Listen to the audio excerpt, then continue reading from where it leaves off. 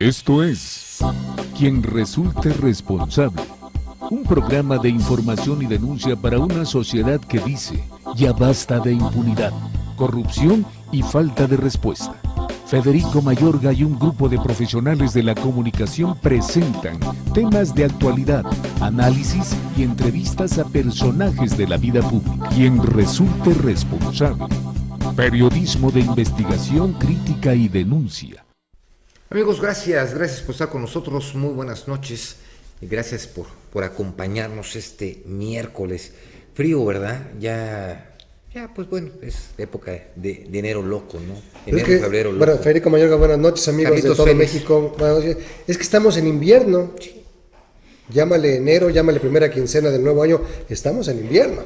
O es la situación de la cuesta de enero que hace que sea tan ¿A poco frío? no sudas frío? Claro que sí, habrá muchos padres de familia que el regalo, el viaje, ojalá que el pago de deudas, algo de ahorro, los pendientitos, reparaciones, pero luego viene el nuevo año y dices, ay, caray.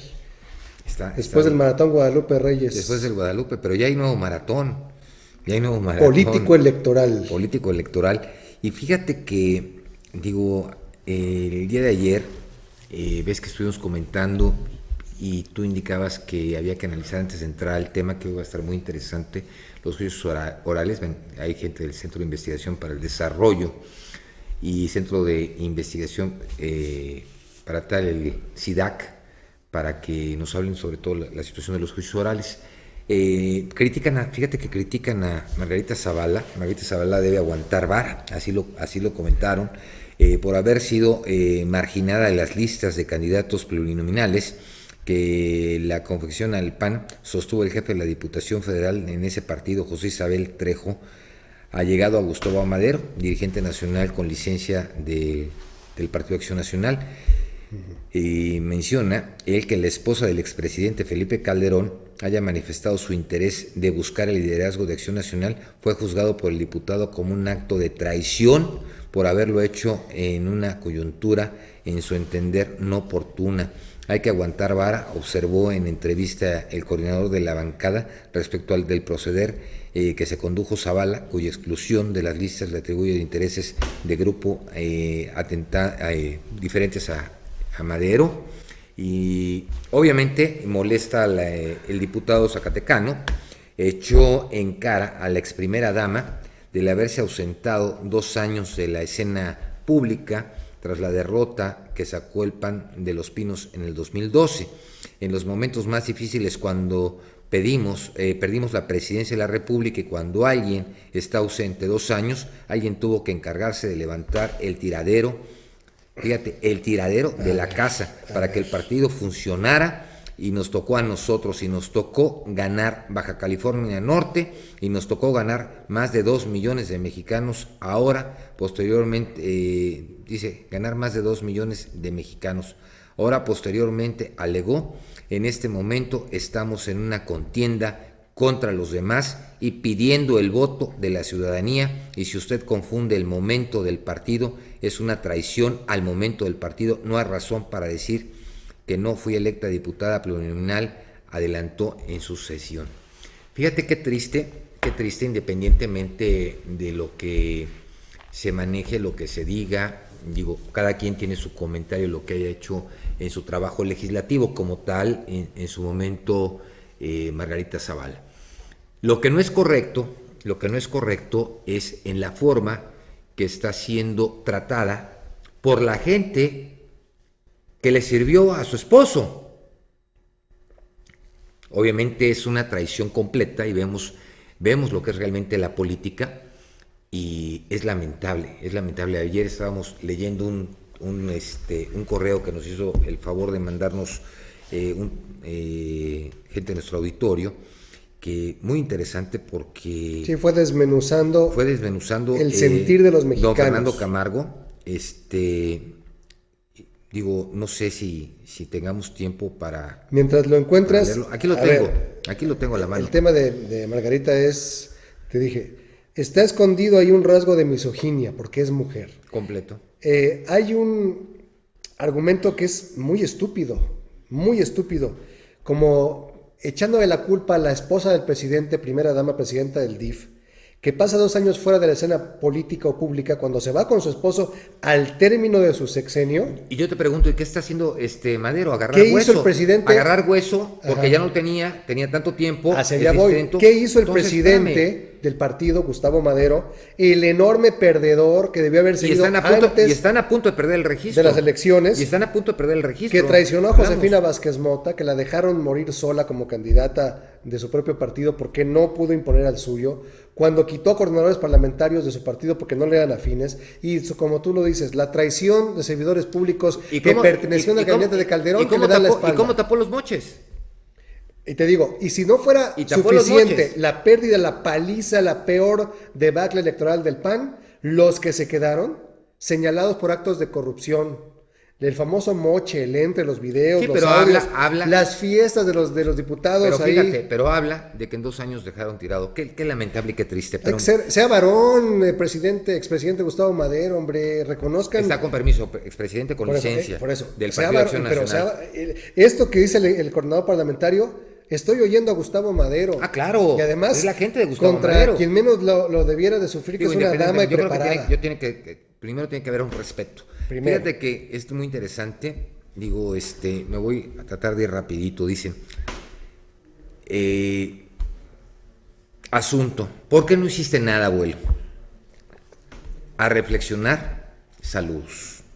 Sin duda, nuestros nietos y bisnietos se darán de nuestra generación al saber que les entregamos el 60% producto de nuestro esfuerzo y trabajo a un grupo de corruptos y ladrones políticos que no hacían creer que ellos eran más listos para gastar nuestro dinero. 34% de ICR, 16% de IVA, más 4% de inflación, más 2% de IEPS en bebidas, gasolina más 4%, en tenencia y SAE, peajes, servicio igual al 60%. Se doblaron de la risa al saber que un poder judicial cobraba religiosamente su generoso sueldo cada quincena, con solo 1% de los delitos llevados a sentencia. Les dolerá el estómago al saber que de república solo teníamos el nombre, pues los legisladores, en su mayoría, saltaban como chapulines en contubernio del Poder Ejecutivo al Legislativo y viceversa, además de tener procuradores y jueces bajo las órdenes del Ejecutivo. Serán tan surrealista para ellos entender cómo es que el gobierno, cuya razón de ser era la protección a la vida de los ciudadanos, podía cobrar emolumentos, dietas, bonos, prerrogativas, sueldos engañosos, nombres para lo mismo, repartirse el botín con una criminalidad equivalente a un país en guerra de usar las armas contra la población. Verán ridículo que solo 18 centavos de cada peso de tributos pagados a la monarquía disfrazada de partidocracia, los partidos por encima de los mexicanos se convierten en carreteras, hospitales, escuelas, además con pésimo servicio de los peores del mundo, para sostener líderes de sindicatos, políticos, septiernos que viven mejor que la reina de Inglaterra y el rey de España. Tendrán un shock intelectual tratando de entender cómo en el 5º país más rico del mundo, México, que tiene petróleo, litorales, minería, posición geográfica, el cuerno de la abundancia. Era solo abundancia para unos cuantos y puro cuerno para la mayoría de tener un 65% de pobreza, ya sumados los 20 millones de mexicanos que salieron del país para sobrevivir, sobre todo sabiendo que los mexicanos esclavos éramos 118 millones, los amos solo 150,000 beneficiarios. Sistema podrido. Pensarán que éramos estúpidos hablando de democracia cuando ni siquiera teníamos el poder de seleccionar a los regidores de nuestro pueblo y además les pagábamos donde había más de 250 representantes del pueblo que ni siquiera habíamos votado por ellos, y un presidente que creía que la corrupción era un asunto cultural. Nos verán con desdén y amargura, al no entender cómo es que, no, a nombre de ellos, nietos y bisnietos, que ni siquiera habían nacido, habían obviamente ya deudas que de ellos tendrían que pagar. Municipios y estados a nivel de todo México que firmaban a nuestro nombre por deudas, los esclavizaban para muchos años, para beneficio de los depredadores financieros y políticos, teniendo en su espalda el pago de intereses sobre intereses para lucimiento de criminales legalizados.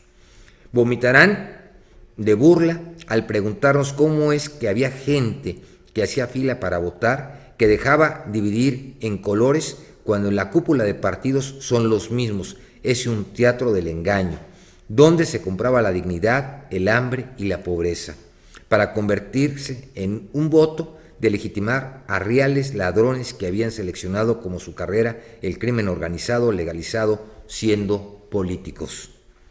Parásitos que además de reelegirse hacia las leyes siendo juez y parte.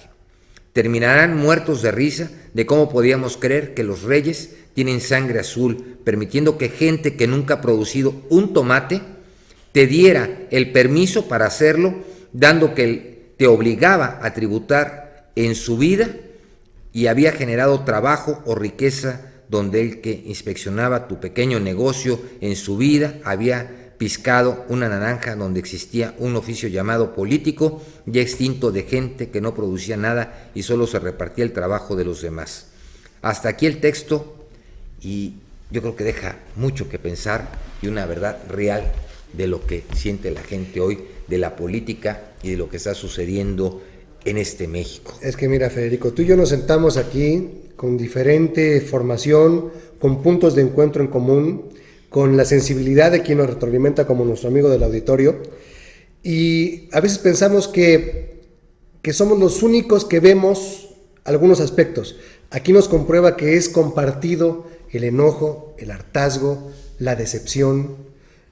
Hoy venía en un taxi rumbo al programa, no traje mi coche, y los taxistas son psicólogos, filósofos, economistas, y a don Martín, que me trajo esta noche, me dice, señor, he perdido la esperanza. He pasado años trabajando, no me toman en cuenta la violencia, la inseguridad, no hay credibilidad en las instituciones, en los políticos, la impunidad es el principal problema que hay. ¿Hay solución? Le digo, sí. Primero, no hay que desesperar. No podemos darnos por vencidos, no podemos darnos el lujo de claudicar porque nos va la vida, el país, el futuro y de nuestros hijos y las próximas generaciones. ¿Qué tenemos que hacer? Ser valientes, ser congruentes, trabajar, no nada más quejarnos. Y no nada más hablar de las cosas negativas, porque México es hermoso, tiene cosas maravillosas. Y ponderar lo positivo y agarrarnos a esa esperanza. Claro, tenemos que agarrarnos a la esperanza y ser positivos. Pero bueno, vamos a una nota, obviamente después de la detención del exalcalde de Huitzilac, después de ese embotellamiento que se hizo durante 12 horas, donde fue prácticamente bloqueada las carreteras, la autopista México-Cuernavaca, tanto la autopista federal como la de cuota, como la federal, la libre, como se llama, la libre, exactamente. Después de que fueron, obviamente, expresidente municipal, retuvieron a Matías Quirós, que ya quedó formalmente preso, junto con su hijo. Están queriendo reforzar toda la seguridad en Huitzilac, pero vamos con la nota. Esto es Reporte Morelos, en quien resulte responsable.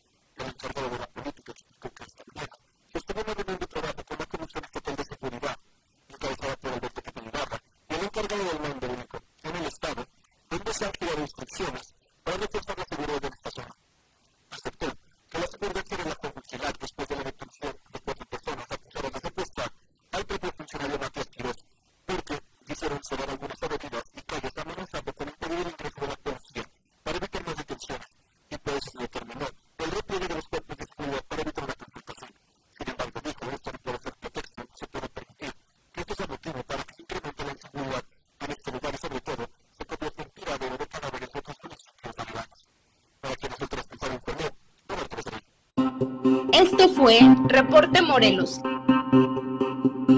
en quien resulte responsable.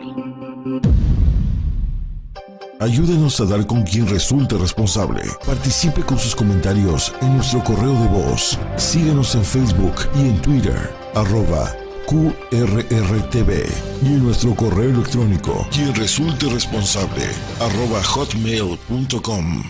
Regresamos a quien resulte responsable. Síguenos en Facebook y Twitter.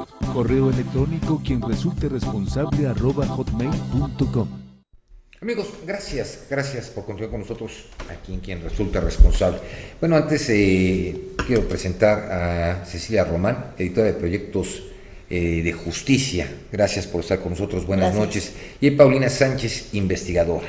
Gracias por estar con nosotros. Carlos, antes de entrar a la entrevista, querías hacer un comentario de lo que se mencionó ayer, de la situación de esto que lamentablemente tiene al país. Que no tiene fin, ¿no? Muy lastimado. Todos los días hay seguimiento informativo 43, a los casos de los 43 jóvenes estudiantes de la Escuela Normal Rural Isidro Burgos de Ayotzinapa, Guerrero.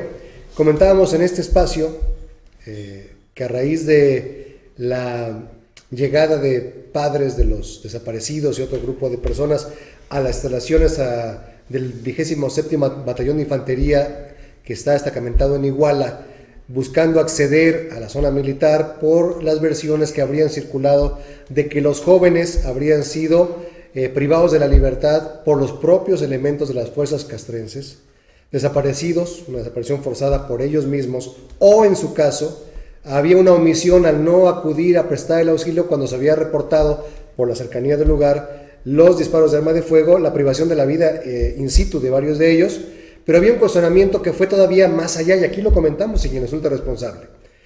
La versión que circuló y que hoy fue desmentida tanto por la Secretaría de Gobernación como por la Procuraduría General de la República es que no hubo ningún indicio que pudiera vincular a los elementos del ejército mexicano en la desaparición, pero en la parte fina del desmentido de la PGR y de Sedena y de Segov por su parte tampoco hay ninguna prueba que justifique la versión de que los estudiantes habrían sido no solamente desaparecidos, sino incinerados en hornos crematorios de los servicios funerarios de las Fuerzas Armadas del país. Una denuncia gravísima que fue documentada en los dichos de algunos padres de familia que obtuvieron a su vez de segundas personas. Sí, pero son versiones, jurídicamente, pero que mereció una investigación de proceso del portal de noticias, sin embargo, y que hoy fue desmentido. Sí, no, pero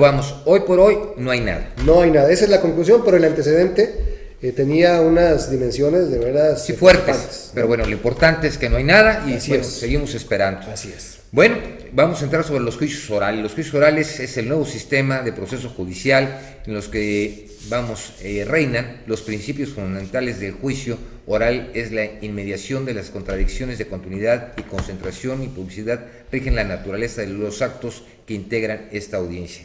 A través de la transparencia y la eficiencia, toda vez que los casos son ventilados públicamente frente a la presencia del juez y de las partes, donde acusados y víctimas tienen la oportunidad de presentar sus argumentos de viva voz frente a todos. La oralidad en la justicia es parte del sistema judicial de tipo acusatorio, que incluye también otros componentes importantes como son las salidas alternas, la medición y la profesionalización de policías, jueces, ministerios públicos y defensores, en este caso fiscales. Es importante señalar que la mayor parte de los países de América Latina cuentan con juicios orales, y al comparar nuestro sistema con aquellos, conduce a pensar que la oralidad sería adecuada en nuestro país, obviamente imprimiendo las características que exige la sociedad mexicana. La transformación hacia el juicio oral tendrá que ser algo paulatino, como se está haciendo. Se requiere un cambio de cultura, tanto quienes están adentro de los órganos de impartición de justicia, abogados, litigantes y sociedad en general. Nada puede funcionar bien y es imposible modificar y superar los aspectos negativos sin la actuación de personas capacitadas para el área del conocimiento de que se trate honestos y con espíritu de servicio, y los juicios orales buscan hacer que la justicia sea rápida, transparente y de calidad. ¿Sí? Así es. Hoy por hoy, ese sistema acusatorio adversarial empezó, obviamente, empezó a ser Chihuahua. Sí, que vamos, es el padre de los juicios orales. Chihuahua se convirtió, al momento que entraron los juicios orales, en el lugar más inseguro por la entrada de los juicios orales. ¿Por qué? La falta de conocimiento, la falta de preparación, se convirtió en impunidad. La gente no conoce el sistema de justicia acusatoria adversarial, no hay gente preparada dentro de lo que es el sistema de justicia acusatoria adversarial, apenas se están preparando. Hay, por ejemplo, estados donde los magistrados federales, los jueces de distrito, no están preparados en el nuevo sistema. Entonces, al momento que llega un amparo ya de un procedimiento oral, es muy distinto cuando el garante es el respeto a los derechos humanos. Y ese garante al respeto a los derechos humanos tanto es de la víctima como del presunto. Lamentablemente se le han dado más garantías a los presuntos responsables que a las víctimas. Ustedes como centro de investigación, vamos, ¿qué es lo que ven, lo que vislumbran hacia el México de mañana? Porque vamos, yo voy a empezar con delitos menores, el Distrito Federal, creo que a días próximos estará con 38 juzgados, una cosa así, para delitos no graves, va a iniciar sus pininos, se incrementó, puse Chihuahua, Morelos, Estado de México, se ha incrementado de una forma tremenda los ilícitos. Cuando hablamos de este sistema acusatorio adversarial, Carlos, vamos, si son presuntos responsables no tienen que ser recluidos en los penales, tiene que haber un área completamente distinta a lo que es el penal, mientras que no sean sentenciados. Bueno, lo primero que habría que decir, bueno, muchas gracias por la invitación. No, al contrario, traen números, que eso nos interesa. Le interesa a toda la República Mexicana. Un centro de investigación que precisamente analiza políticas públicas, elabora recomendaciones. Este tema, justamente como lo estás describiendo, es un tema muy complejo. Muy complejo. Y eso, a nadie le sorprendería decir que el sistema de justicia en México tiene grandes fallas, eso lo hemos sabido siempre, tiene muchas áreas de oportunidad. Pero es que no vaya a salir como dicen por ahí, ¿no? Echando a perder se aprende.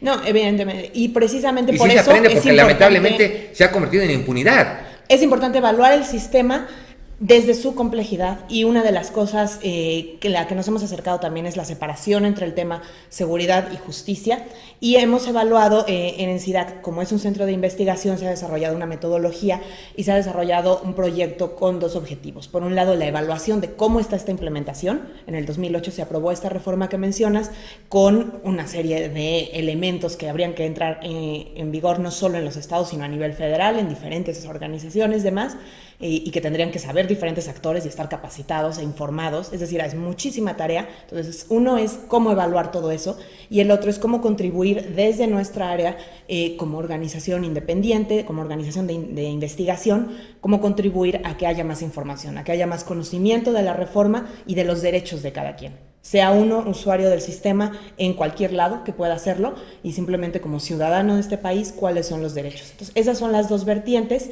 y se ha trabajado precisamente la investigación y el acercamiento a través de una metodología para poder decir de qué estamos hablando cuando hablamos de si funciona o no la reforma. Paulina, en la investigación, ¿qué has encontrado?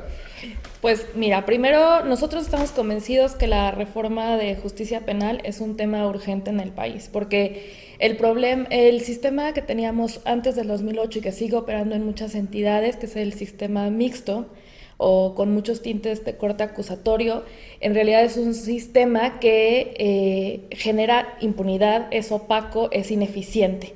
Entonces, y ahora los ineficientes son los fiscales o los jueces, porque al final de cuentas alguien tiene la responsabilidad. Sí, pero creemos que con la reforma y la implementación del sistema acusatorio adversarial que va más allá de los juicios orales, como bien se mencionaba, implica una forma distinta de hacer las cosas. O sea, no solo son de que el delincuente juicios. tenga la posibilidad de estar en la calle. En realidad nosotros estamos convencidos de que los derechos de la víctima y los derechos del imputado uno no va en perjuicio del otro. Es una cuestión de exigir a las autoridades que hagan bien su trabajo. Si hacen bien su trabajo, si se respetan los derechos, si se respeta el debido proceso, no tiene por qué generarse impunidad. Es que de entrada hay un paradigma. Las cosas. La gente, cuando sufre un ilícito, cuando es víctima del delito, tiene la aspiración cultural e histórica de que el responsable, ahora imputado, está en la cárcel. ¿Cómo quitarle esa imagen a quien sufrió un ilícito? A ver, espérame, yo lo viví en carne propia. Cuando lo importante yo lo viví es en carne propia, la reparación del daño. Yo lo viví en carne propia. ¿Verdad? Y vamos, y me quedo con un muy mal sabor de boca. Digo, ok, fueron sentenciados, sí, pero me quedo con un sabor de boca muy amargo.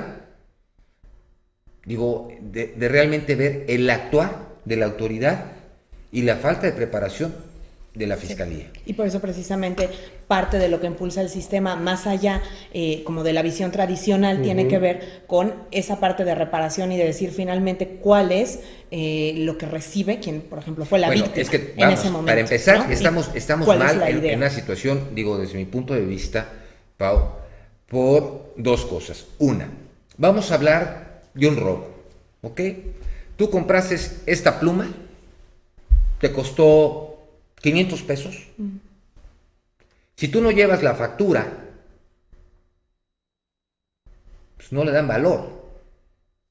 Tú compras en una tienda de autoservicio, te dan un ticket, ese ticket con el tiempo se borra, se ve ilegible, y obviamente entonces esta pluma pues ya no importó. Tú vas a dar las características, el perito o los peritos van a decir que esta pluma vale 50 pesos. Para empezar, le ponen el valor que ellos quieren, no lo que te costó a ti. Si tú quieres ir a comprar esta pluma, te va a costar otra vez 500 pesos. Como yo en una ocasión le dije a un funcionario, bueno, si esto es lo que dices que vale, te doy el dinero y cómprame uno. Sí, porque tú estás lo que está hoy, pero a mí fue lo que me costó. Sí. Y tú tienes que repararme el daño en base a mi costo, no a lo que vale hoy, desde tu punto de vista. O sea, me cobras como artículo usado, como artículo... A ver, espérame, ¿en base a qué? Sí. O sea, desde ahí, para poder modificar ese sistema, tenemos que darle valor a las cosas como son. Sí. ¿Sí? Tu carro te costó X cantidad de pesos, 50 pesos. ¿Sí? Es algo que tú estás pagando, que pagaste. Sabemos que el carro tiene un demérito de que salió de agencia, pero le ponen el precio que ellos quieren. Con ese precio, ¿qué te vas a comprar? Sí. Ese es de los muchos mecanismos, los de reparación del daño y justicia alternativa, que es necesario seguir observando y seguir mejorando, porque este sistema es tan complejo y pero nos sigue victimizando la misma autoridad. Se forma de tantas partes que eso es muy importante que sigamos poniendo atención en ese tipo de procesos y mejorarlos. Por eso en el centro una de nuestras principales enfoques es que no importa solamente la entrada en vigor en una entidad federativa para decir que se está cumpliendo el espíritu de la reforma. Puedes estar operando bajo muchos de los principios del sistema nuevo de justicia penal sin que eso signifique que estos mecanismos se cumplan de forma ideal como se deben de cumplir, ¿no? La gente escucha juicios orales, es el término coloquial, cuando es un nuevo sistema ahora acusatorio adversarial. Hay grandes mitos sobre el particular. Y grandes lagunas. La gente dice, claro, va a ser como en las películas donde hay un juez, el jurado, y el abogado llega y actúa y pone los elementos. Primer mito, ¿sí o no? ¿Es así o no es así? Pues mira, ahí sí creo que es un mito a medias. La justicia anglosajona. Porque con el nuevo sistema de justicia, independientemente de cómo actúen o no actúen las autoridades y su desempeño, los ciudadanos tenemos una gran ventaja, que es la publicidad.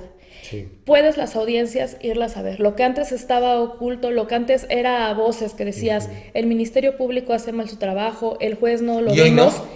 Lo pueden seguir haciendo mal, efectivamente, pero la ventaja del ciudadano es que lo puedes ver. ¿De qué te sirve que lo veas? A ver, ¿de qué te sirve que lo veas cuando hay consejos de la judicatura en cada uno de los estados de la República, donde por ejemplo, los magistrados no pueden ser sancionados porque están en igualdad de circunstancias, de entrada? Si vas a agarrar y esto sucedió en una sala, ¿sí? Obviamente la judicatura no puede sancionar al magistrado. Al juez, lo máximo que pueden hacer es una institución administrativa y obviamente tienes que ir, acreditar, presentar tu denuncia ante el Consejo de la Judicatura, y si sacamos un porcentaje de las denuncias que se presentan en el Consejo de la Judicatura y cuántos jueces son sancionados, vas a ver que es mínimo lo que está sucediendo. Y precisamente ese es el tipo de cosas que hay que decir. Nosotros lo que hacemos como centro de investigación y nuestra preocupación es justamente sobre una evaluación continua de cómo está el proceso y precisamente tener el diagnóstico, tener las recomendaciones, no solo tener como la postura, digamos, general y como no detallada de que las cosas están mal, sino una evaluación específica de qué cosas pueden mejorar para poder hacer ese tipo de recomendaciones, que es lo que hace en general el CIDAC, y particularmente para este tema, como involucra tantos factores de estos y como precisamente tenemos referencias internacionales, ya se mencionaban, pero es imposible pensar que en automático funcionan perfectamente para México. Sí, nada más que ver los sistemas, porque hay una de las cosas que operan en gran parte de la República, en Estados Unidos y en Europa, cosa que no está operando en la República. Hoy por hoy, los servicios periciales a nivel científico, lo que tienen que tener de equipos, de aparatos, de técnicos, cosa que la mayoría de los estados no lo tienen. Sí. Son mínimo los estados que tienen un servicios periciales de primer nivel, ¿sí? Y es el tipo de cosas que, por ejemplo, es el segundo año que se realizó el reporte sobre los hallazgos que está haciendo el equipo de investigación de precisamente cómo va la reforma. ¿Qué han encontrado? Y evaluando diferentes aspectos. Hemos encontrado cosas muy interesantes. Nosotros, la forma en que entendemos este proceso es como algo integral, ¿no? Desde una política pública, o sea, esto es una política pública para implementar el sistema de justicia, no se hace por decreto, ¿no? De un día a otro no cambiamos una ley y empieza a operar. O sea, se tienen que hacer una serie de acciones para que esto opere de forma correcta. Después es cambios que se generan en las instituciones, que te dan ciertos resultados y que al final de cuentas te debe tener impacto en la población. Las personas deben de percibir que las cosas están cambiando, porque si no, no estás teniendo un cambio. Esa es nuestra evaluación. Nosotros, en los 2 reportes de hallazgos que ya mencionaba Cecilia, lo que hemos encontrado es que hay buenas prácticas en algunas entidades. No hay una entidad ideal, no hay una entidad que esté operando al 100%, aun cuando ya tengan muchos años operando. Es el caso de Chihuahua, sí. Es el caso de Morelos, de Estado de México, que ya están operando en todo el territorio. El Estado de México ya lleva tiempo operando en todo el territorio. 2 años. Sin que podamos decir que con eso está operando al 100%. Otra cosa también que hemos encontrado es un grave riesgo, y es el riesgo de estar teniendo viejas prácticas con nuevos nombres. Es una preocupación que tenemos. ¿Cómo cuál? Como centro. Como por ejemplo oralidad, en donde no es un debate. La oralidad al final de cuentas trata de un debate entre partes, en igualdad de condiciones. Pero vemos algunas entidades en donde las audiencias van a leer la carpeta de investigación. No se puede, está prohibido. Está prohibido, pero hay estados en donde se hace. ¿En cómo cuáles? Por ejemplo, hemos observado que en audiencias en Estado de México, en muchos casos no hay debate, no se cumple el principio de la igualdad entre partes y se presenta la prueba. O el juez no motiva y explica su sentencia. Da su sentencia y vuelve a decir toda una serie de argumentos. O a veces los magistrados van más allá que tampoco pueden ir más allá Sí. Y también lo hacen. Y entonces, ¿dónde queda la víctima? Sí, esa es una de las preocupaciones que tenemos y que para nosotros por eso es muy importante observar a detalle todo el proceso y no solo ver el cumplimiento y ponerles una palomita y decir ya está listo. Pregunta, ¿los alcances del estudio y la investigación que ustedes realizan evalúa la eficacia del sistema, pero también evalúa, por ejemplo, la confiabilidad del mismo y la respuesta social, si hay confianza en el sistema? ¿O hasta dónde llega? Nuestra metodología contempla esa evaluación. Nosotros en estos 2 años que hemos evaluado no hemos medido el impacto porque todavía no tenemos operando en todo el país, entonces es un poco difícil por cuestiones metodológicas y también porque creemos que el impacto debe de ser medido de digamos que de una forma posterior a que ya esté operando y a que esté mucho más difundido. Ya son 5 años desde el 2008 en Chihuahua, por ejemplo. Yo creo que un lustro es No, Chihuahua ya tiene, sí. muy ilustrativo de cómo ha permeado la sociedad, cómo han cambiado los esquemas, cómo han corregido los errores, y además han sido la punta de lanza. Entonces, Chihuahua las es un modificaciones caso que han tenido que hacer en Chihuahua de la ley. hay lecciones muy importantes, ¿Cómo sí, cuáles? hay observaciones importantes. Dime dos. Por ejemplo, Chihuahua atravesó esa crisis de seguridad justamente que se mencionaba, y entró en crisis, se culpó al sistema de justicia porque coincidía, pero al final de cuentas salió fortalecido, creemos, el sistema. Voy de acuerdo, después porque tuvieron que hacer modificaciones a la ley. Sí, claro. Sí, Tuvieron que hacer modificaciones porque, sacas una ley y echando a perder se aprende, ¿ok? Y eso generó impunidad, sí. ¿de acuerdo? Y obviamente tú vamos a ver estadísticas reales en cuanto a la criminalidad y en cuanto a la impunidad. Digo, hoy por hoy, ¿cuántas sentencias son condenatorias? Menos del 6%.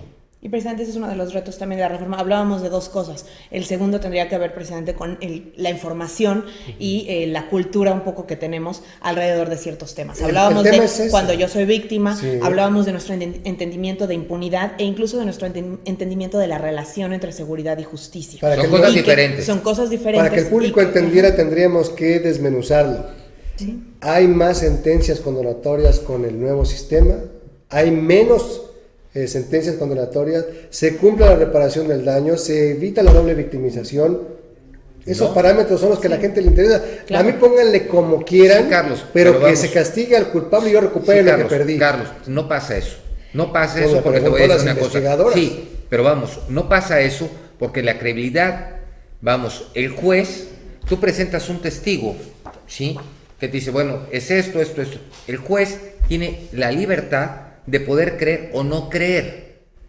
Y tú estás actuando de buena no creer, fe. es con base a los argumentos, a las evidencias. También por eso es muy importante que por ejemplo, que se presente pruebas científicas. No, bueno, por eso, pero si se objetivas. presentan y la defensa no se opone a lo que está manifestando el testigo, el juez tiene que darlo por cierto y el juez toma su propio criterio.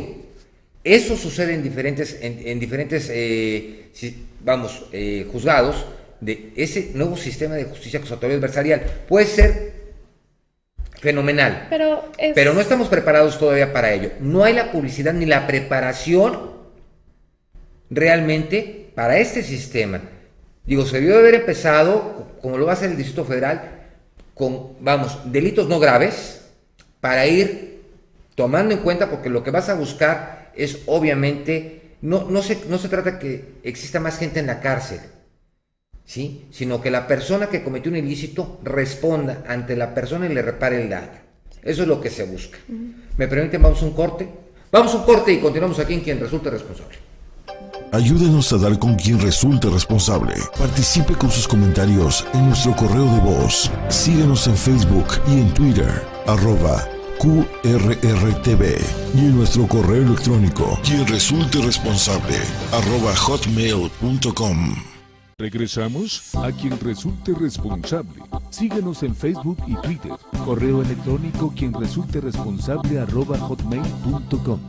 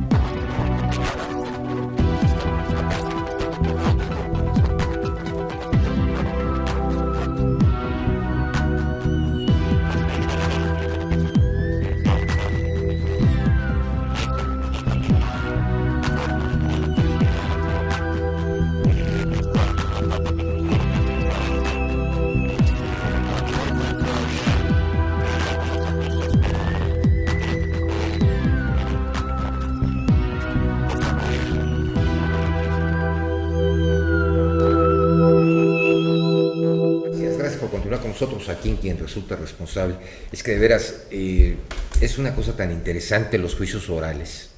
Y hay tantas cosas que nos falta conocer. Digo, por ejemplo, el nuevo código único que hicieron, digo, también está mal. Digo, también tiene sus lagunas como tal.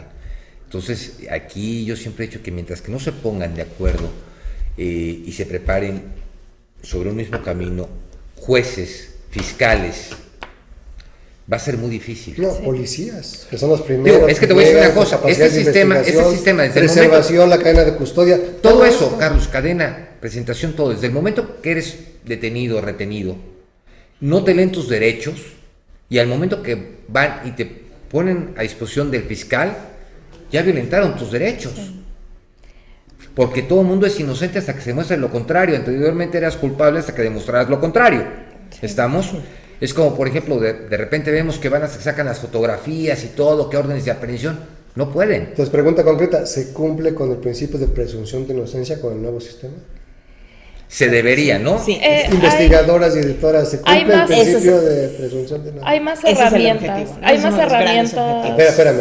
Si me dices ¿se cumple, objetivo, sí o no? Es que no. Esa es la meta, la aspiración. ¿Se cumple o no se cumple? Nuestro reporte precisamente lo que hace es evaluar si se está llevando a cabo el proceso. ¿Cuál es la respuesta? ¿Se cumple o no se cumple? Estamos en ese proceso de implementación, por eso los legisladores pusieron un plazo de 8 años para llevar a cabo la implementación. Pero vamos, en los estados, en el avance, 5 años, ¿qué perciben? De forma sistémica, en el nuevo sistema de justicia penal hay más herramientas para respetar el principio de presunción de inocencia que en el sistema tradicional. Entonces, dependiendo del uso que hagan las instituciones de esas herramientas, es que tendremos mayor o menor cumplimiento. Lo entiendo. ¿Se cumple hay entidades en donde sí se cumple con mayor eficiencia. ¿Cómo cuál? En la presunción de inocencia. Digamos, vemos las audiencias de control, que es en donde viene y se realiza la imputación del delito al acusado, ¿no? O al imputado. Por ejemplo, hemos visto audiencias, digamos, en Chihuahua, en Mexicali, en donde si el fiscal en verdad no motiva que tiene elementos para presentar a esa persona y relacionarla con un posible delito, el juez hace uso de su independencia y en ese momento la persona no es vinculada a proceso. Pero no queda en libertad en ese momento. La persona no queda en libertad, puesto que todavía sale en una camioneta, o las que le llaman perreras, va detenido y obviamente todavía ingresa al penal y es una persona ya libre. Es una privación de la libertad. Es una privación ilegal de la libertad. Es un procedimiento que... No, una cosa es la situación administrativa, pero el señor ya no puede estar privado de su libertad. Por situaciones administrativas. Depende, bueno, ahí depende los procedimientos, pero regularmente en el caso de Chihuahua se les regresa al penal porque ahí se les dio el ingreso, ya tienen sus por eso, pero es un hombre libre. Pero digamos que es una cuestión de... O sea, técnicamente es un hombre libre, jurídicamente es un hombre libre, pero es una cuestión de horas. Pregunta concreta. No basta con las políticas públicas, modificar la Constitución en los estados para que aplique, los operadores, la vinculación con el gremio de la abogacía, requiere también la adaptación de inmuebles y la infraestructura, desde las salas de los juicios orales hasta donde se da la prisión preventiva, hasta la justicia para adolescentes. O sea, requiere todo esto. ¿Cómo han visto ustedes en el país este tipo de recursos que son tan importantes quizás como que haya una videograbación del proceso? La creación, bueno, para terminar con el otro punto, digamos, sí hay un procedimiento más tardado, pero en el sistema tradicional tenemos casos de personas que deberían de estar libres, llevan años en prisión preventiva, ¿no? Sí, no, entonces pero sí hay una diferencia. No, pero vamos. Pero vamos, si hacemos comparaciones, digo, vamos, igual el sistema anterior puede tener también muchos beneficios, ¿sí? En cuestión de delitos graves. En los términos. Vamos, y en términos, porque hoy hablas de una flagrancia,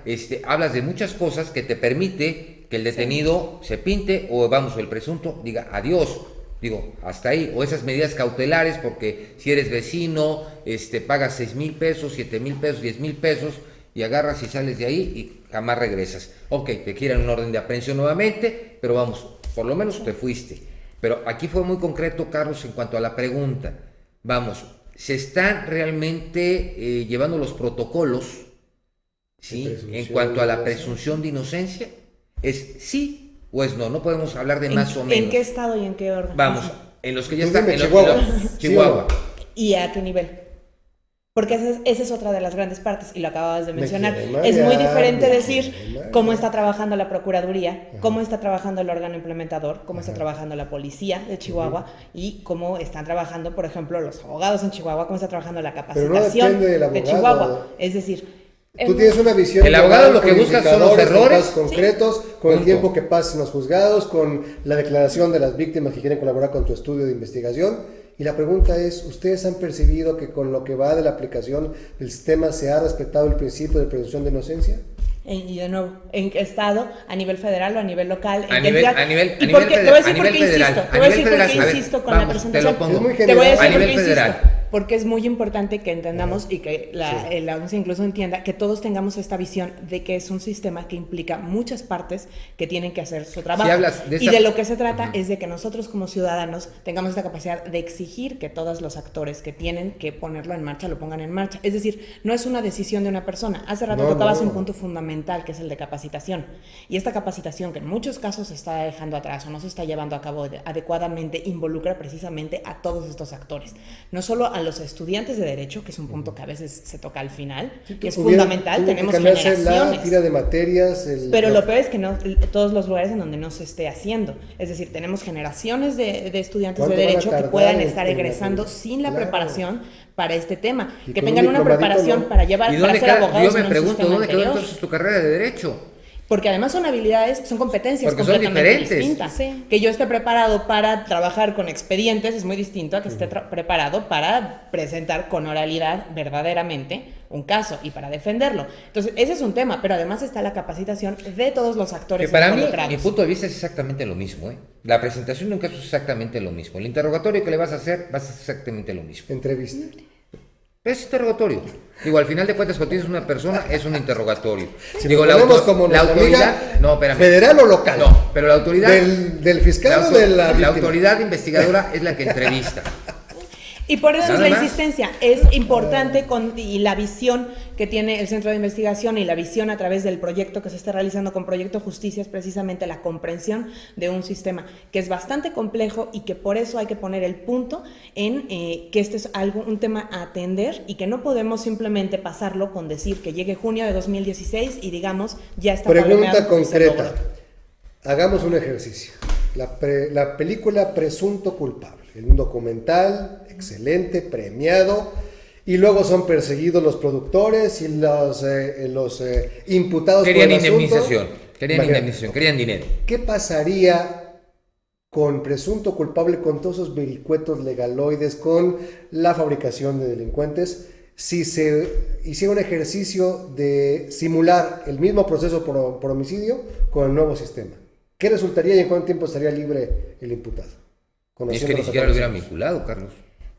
Sí. Habría que Amiga. regresarse al principio del proceso precisamente para ver. Sí, habría que, de hecho, Viciado de origen, sí, a ver. ahí habría que ver exactamente el caso, sus Sí. particularidades, no se puede ¿Viste saber la- viste la exactamente película? Es muy fácil. qué podría pasar. Acusa de homicidio, no pero estaba ni en lugar, creo ni que- tiempo, ni modo, ni Creo circunstancia. que justamente eso nos remonta a lo que se hace en un principio. Lo que hace presunto culpable es la publicidad, hacernos ver Sí. lo inconsistente que Sí. es la acusación del Ministerio Público para tener una persona El en testigo no privación de estaba la ni libertad. siquiera en el lugar, Técnicamente, no lo reconoció. esa Ni inconsistencia, siquiera hubiera sido considerado. esa inconsistencia se vería en una de las primeras audiencias, en la audiencia de control se vería que la detención no fue legal, idealmente. Y no habría sido vinculada al proceso no por habría el sido delito de vinculada al homicidio. Sí, proceso. Y todavía más importante, no solo es no tener a un inocente en la cárcel, sino Eso es lo importante. el delito hubiera sido, o sea, se hubiera tenido que investigar ideal. El delito lo cometieron los servidores públicos. No, pero al final de Habría cuentas, que llegar a la respuesta precisamente a través de investigación. presunto culpable nos enseña cómo hay dos víctimas ahí. Está la Toño Zúñiga, que es la persona que Sí. se entra a prisión, Sí. acusado de un delito que por todas partes no se sostiene el Sí. caso, pero también está la víctima y su familia, el resto no de hubo las justicia víctimas, por él. que no hubo justicia, ¿Quién lo mató porque entonces? tú tienes en la cárcel a una persona que no cometió el delito Y la otra está y la libre. otra persona está Por eso, libre. pero la fabricación de pruebas es un ilícito. Sí. ¿Correcto? Sí, ahí se comete todavía más delitos. Entonces, la verdad, el sistema tradicional es un sistema que lacera mucho. Idealmente, en las primeras audiencias, este tipo de cosas deberían de saltar a la vista y hacer improcedente el proceso. Entonces, el fiscal tendría que regresar a investigar quién fue la persona que en verdad pudo haber cometido el delito e iniciar un proceso que sea mucho más racional, mucho más lógico. Y justamente la oportunidad que tenemos con este nuevo sistema es que podemos observar eso en las audiencias. Tú podrías ver y decir, este fiscal no está haciendo bien su trabajo, este juez no está haciendo bien su trabajo, este defensor no está haciendo bien su trabajo. Es que es mucho lo que tenemos que ver. Lamentablemente creo que estamos a un minuto de que se nos acabe el tiempo. Yo quiero comprometerlas públicamente con todo nuestro auditorio de KW a nivel nacional, Cecilia Román y Paulina Sánchez, ¿qué día nos pueden visitar nuevamente? Cuando nos inviten. No, pues ya, ahorita nos ponemos de acuerdo con producción, porque además es un tema para el muy próximo interesante. tema que es la justicia alternativa, que es otra de las variables. Además, les adelanto nada más, nos gustaría mucho regresar para compartirles los resultados en actualización, porque esta investigación que estamos haciendo y que encuentran en la página de proyectojusticia.org está actualizada constantemente porque Proyecto hay de muchos justicia.org del SIDAC. Por favor, pueden ingresar y ahí van a encontrar. ¿Qué día de la semana que entra? ¿De una vez para quedar? ¿De una vez Así como la semana, ¿qué tal en 2 semanas que ya tengamos los resultados actualizados de cómo van los estados? ¿Es un compromiso? Sí, es que nos falta mucho, es que tenemos que hablar de son muchos temas. Tantas cosas, entonces para hacer todo esto. Carlitos Félix, gracias por habernos acompañado. Federico Mayorga, Paulina, Cecilia, gracias. Y gracias. luego platicamos de la presunción de inocencia. Así es. Gracias a usted por habernos acompañado.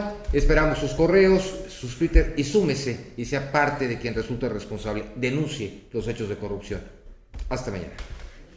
Esto fue Quien resulte responsable. Periodismo de investigación crítica y denuncia sin censura. Hasta la próxima, donde continuaremos buscando a quien resulte responsable.